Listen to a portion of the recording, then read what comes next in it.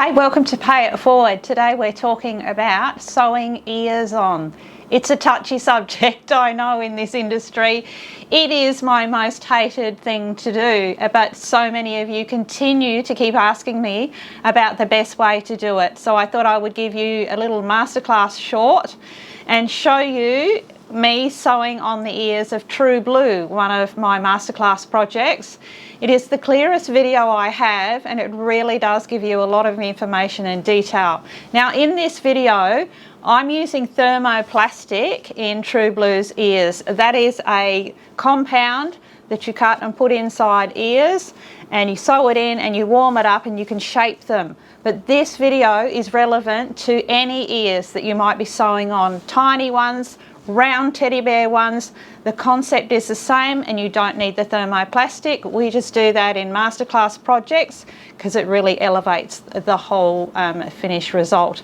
But I'll show you ear placement and I will show you the best way to sew them on with the least amount of pain. There's still pain involved, but I'm going to make it as easy for you as possible.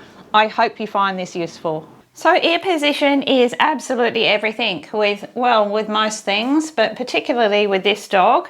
We want the ears to be sitting upright and we want them to be really well curved and tucking in. We don't want them sitting straight across the head like this, and we certainly don't want them pointing outwards like this. So how you pin is very important. I have warmed this one up with my blow dryer because I had the bolts in there so I couldn't iron it. Warmed it up and I have already got my first one into place, and now what I need to do is match it up on the opposite side. If you are not using Worbla, you would have glued your earpieces together and you'll be curling them in the same way, and that glue should give you a fair bit of stand-up hold. So I'm going to take my second ear and I'm going to warm it up with the iron and get it nice and warm and pliable, and we have to work quite quickly once it's warm to fold that onto the head and let it set before we stitch them on. So working quickly to get this ear in place here, I've got it nicely warmed up. Take a pin and put it straight through the front seam there. I've already got a pin the other side which lines up with this one, so I can remove that temporary ear, and I'm going to over angle the pin. So the pin's coming out this way, I'm going to take it into the head that way. That's going to help us get that ear to sit up straight. I first want to make sure, because I'm looking at it from a different angle than you are, that I've got that in the right position. Right, so the second pin goes back just a little way. We actually pull the ear right back and we pin it just about on the seam line, and that's going to anchor that in place. And then we're going to curl the rest of the ear around and bring it to the front. And again, we want to make sure that we're lining up with the opposite side. I will check that exactly in a moment. I'm just trying to keep it in camera view for you. Pop that one through and into the head. The other thing I like to do right away is get my thumb and curl that section. So I'm pushing that section out and come in from behind with a pin to hold that. I'm encouraging that ear up. Remember, it's all still nice and soft, and I'm checking it all ways. So you need to look at it from the top, from the bottom, from front on, and make sure you've got everything matching each side. And once you have, go round and pin the entire base of the ear. If you pin from behind, it helps pull that ear up and keep it standing up.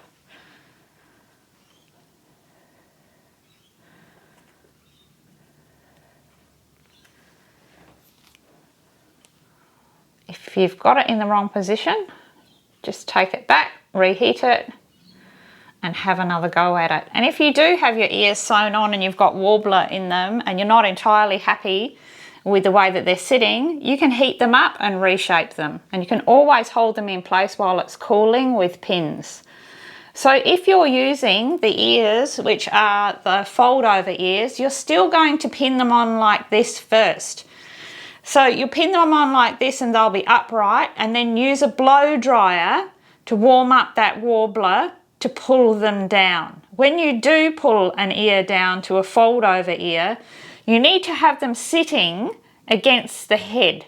So don't have the ear pulled down and sitting out. They naturally sit and fold against the head, just like bongos. So if you've made bongo, you'll see how I did those.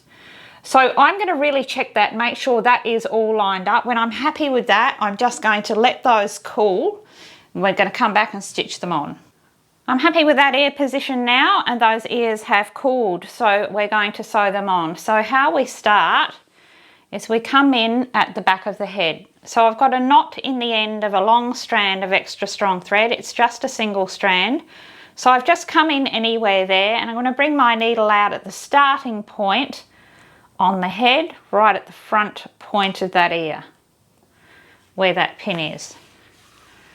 Bring that one all the way through. If you've got a fairly wide weave, that knot should just pop in. If not, just give it a little help with your awl, just making that entry hole a little bit bigger so that knot will pop in and be hidden.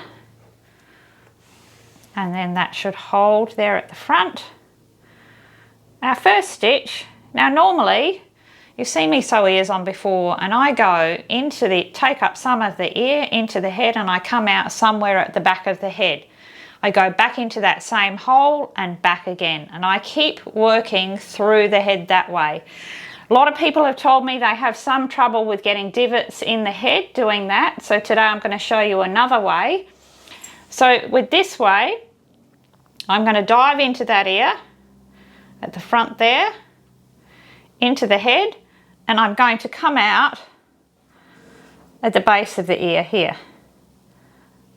Just as we did at the top here, just going to come out at the base. Pull that one all the way through. And you can see that's pulling that front section down. So now I'm at the bottom of the ear. I'm going to take some of that ear, dive in. I'm going to go back up to where I started. At the front of the ear. It's easy to do it this way on this dog because nice big ears, and everything's very visible, and we've got plenty of room to travel that needle. So I'm going to go back and forth 3 times. So this is the 3rd time I've come down. So now I know that the front and the lower edge of the ear are really securely in place. That's held it beautifully. And we've only come out there and there, so there's nothing to be seen on the head. So I'm going to take some more of that ear at the front there. This time I'm going to bring my needle out just a little bit further along on that ear. I can do it from behind or from the front. If you do it from behind, it tends to pull that ear up a little. It helps sit that ear up. I can remove that pin now because I'm sure that's sitting nice and secure. Turn that one around.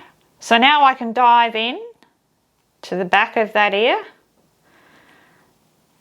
and come out just a little further along here. Right at the base of that ear.